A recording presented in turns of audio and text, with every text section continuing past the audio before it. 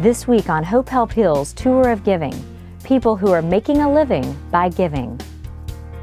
Just one life makes a difference in this world of many souls. Share your life, share your love, watch it grow.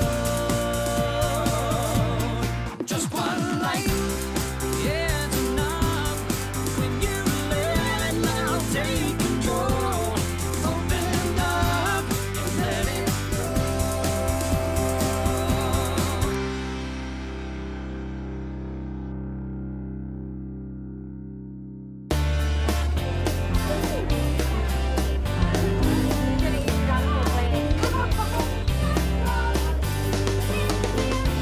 Giving is great.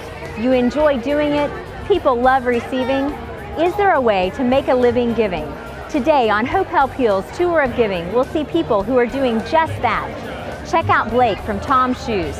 His company is taking giant steps to make the world a better place.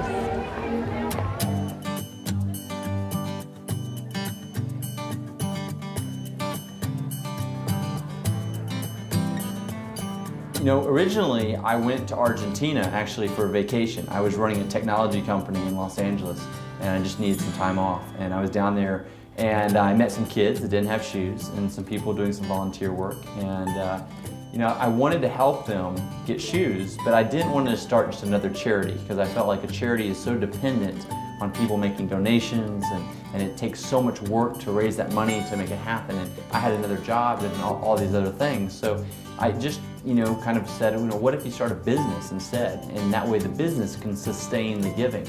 And so the idea was, you know, every pair of shoes we sell, we'll give one pair away. So it's super simple, super transparent.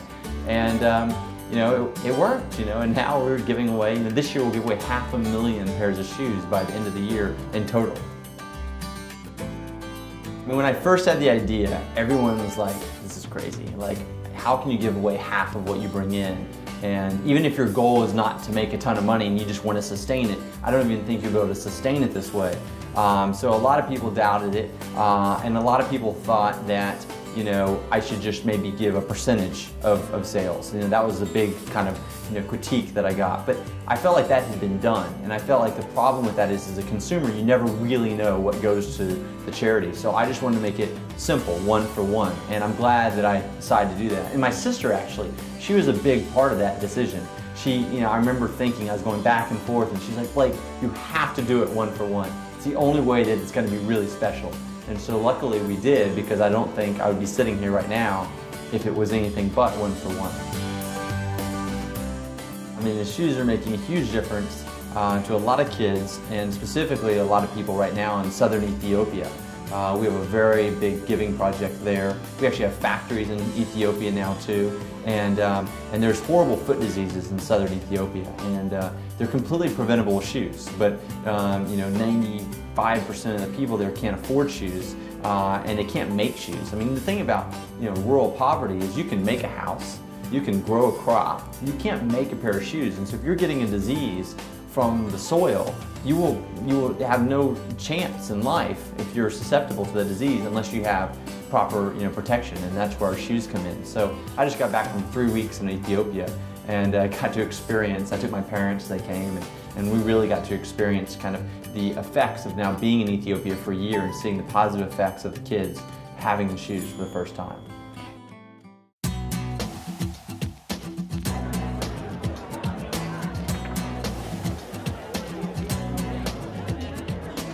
So tonight's really exciting. I mean, who would have thought our little, Argentine farmer shoes that, that I brought back 3 years ago would be, debuting in Neiman Marcus. I mean, it's pretty crazy, right? And the ping pong thing is kind of fun because, yeah, I play tennis at SMU, and I play a lot of ping pong actually in Ethiopia, because in Ethiopia, that's one of the things that the kids have, like on the sides of the road in the villages. I don't know where they get them, but they have ping pong tables, and the kids are really good. So I was in Ethiopia when they told me they were going to do this event, and they told me it was going to be a standard cocktail party. And I was like, okay, I mean, that's fine, it'll be fun, but let's do something different. Let's do something that really, is Tom's, And so I threw out this idea that, what about if we brought a ping pong table in the store and let people play me, and if they beat me, I'll give them the shoes, but if they lose, they have to buy a pair. And Neiman's loved it, and so now we have a ping pong table, and I have a feeling I'll spend the rest of the night playing ping pong.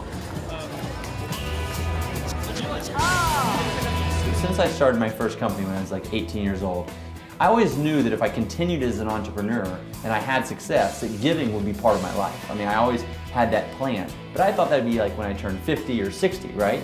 So when I realized I could build a business and give back at the same time, then it was like, you know, the kind of everything opened up for me, and I really saw that, you know, you don't have to sacrifice a certain time in your life to do something else later. You can do it both, and it's that much more fun.